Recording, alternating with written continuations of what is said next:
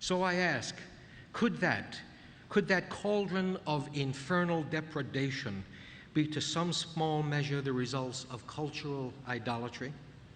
After all, which of our modern 20th century cultures was most elevated, if not the German culture?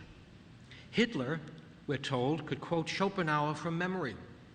In The Fall of Berlin, 1945, Anthony Beevor tells us that on the night of April 12th, 1945, as the Red Army began its final assault on Berlin, the Philharmonic was performing Beethoven's Violin Concerto, Bruckner's Eighth Symphony, and the finale of Wagner's Götterdämmerung.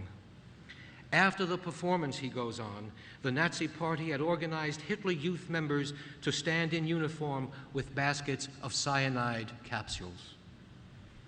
Wolf Lepeni's The Seduction of Culture in German History describes an intellectual attitude that can be observed throughout German history, the overrating of culture. Surely, Lewis's wonderful application of the phrase enemy-occupied territory to Western culture must come to mind.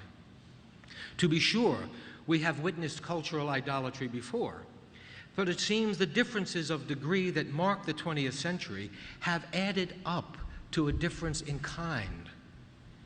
Now, when freedom is equated with license, the equation is celebrated. That's new. For example, just how do we ism? Let me count the ways. Relativism, subjectivism, nihilism, narcissism, scientism, solipsism. 30 years ago, if someone suggested to you that there would be a magazine called Self, you would have thought he was making a joke, but alas, he wasn't.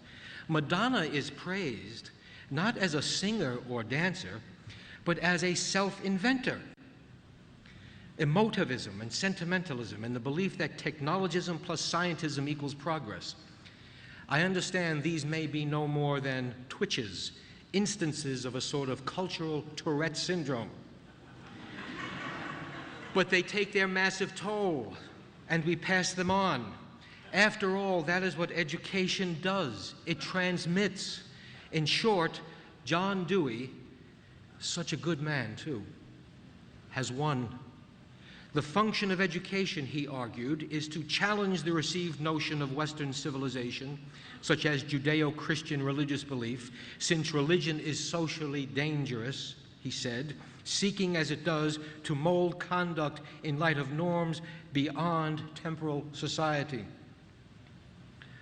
For Dewey, the function of education, I'm quoting, is to challenge, not to perpetuate the inherited.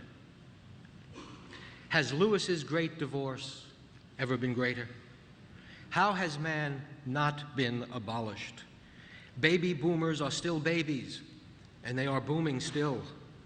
Certainly our catalog of depravities is prodigious, and they do predate the 20th century. No, our problem is not novelty, but proliferation.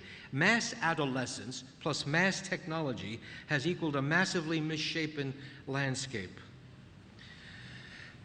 By the way, as I was writing this, I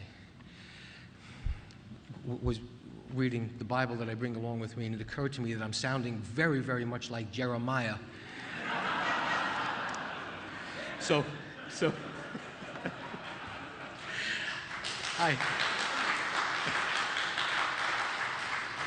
Jeremiah appreciates that.